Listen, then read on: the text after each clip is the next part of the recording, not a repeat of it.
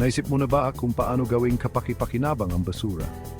Yan ang ginagawa natin sa biomass pellets. Kinukuha natin ang mga bagay tulad ng mga piraso ng kahoy at ginagawa itong panggatong. Ang panggatong na ito ay maaring magpainit ng ating mga tahanan at negosyo. Parang mahika, pero ito ay agam. Ang biomass pellets ay isang napapanatiling mapagkukunan ng enerhiya. Nangangahulugan ito mabuti sila para sa planeta dahil nagmumula sila sa mga renewable resources. Sa halip na hayaan na lang tumumpok ang basura, mabibigyan natin ito ng pangalawang buhay bilang isang malinis na mapagkukunan ng enerhiya. Ang mga pellets na ito ay puno ng enerhiya. Mahusay silang nasusunog at mas kaunting basura ang nalilikha kumpara sa mga tradisyonal na panggatong.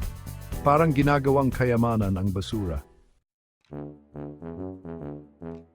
Kaya ano ang mga ginagamit para makagawa ng mga kahanga-hangang biomass pellets na ito? Maari tayong gumamit ng iba't ibang mga bagay, tulad ng mga piraso ng kahoy, supol ng kahoy, at mga residu mula sa agrikultura.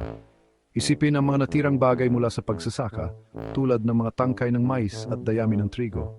Sa halip na itapon ang mga ito, maari natin itong gawing panggatong. Kahit ang mga bagay tulad ng mga balat ng mani at buto ng prutas ay maaring gamitin. Ang importante ay makahanap ng mga bagong paraan para magamit ang kung ano ang mayroon na tayo.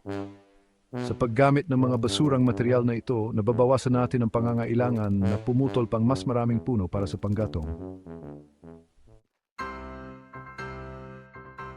Ang paggawa ng biomass pellets ay parang isang kamanghamanghang paglalakbay. Una, kinokolekta natin ang lahat ng mga basurang materyales. Pagkatapos, giniling natin ang mga ito hanggang maging maliliit na piraso. Isipin mo na parang inilagay sila sa isang higanteng blender. Susunod, kailangan nating patuyuin ang material para maalis ang anumang moisture. Mas mainam na nasusunog ang tuyong material. Pagkatapos, gumagamit tayo ng isang espesyal na makina para i-compress ang material at maging maliliit na pellets. Panghuli, pinapalamig natin ang mga pellets at iniimpake ang mga ito. Ngayon handa na silang gamitin bilang panggatong. Ang paggamit ng biomass pellets ay maraming benepisyo para sa ating planeta. Una, nakakatulong ito sa atin na mabawasan ang basura.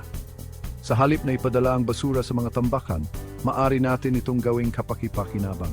Nababawasan din nito ang polusyon. Pangalawa, ang biomass pellets ay isang renewable energy source. Ibig sabihin, hindi ito mauubos tulad ng mga fossil fuels. Ito ay dahil maari tayong laging magtanim ng mas maraming puno at halaman. Sa pagpili ng biomass pellets, gumagawa tayo ng hakbang tungo sa isang mas malinis at mas napapanatiling kinabukasan.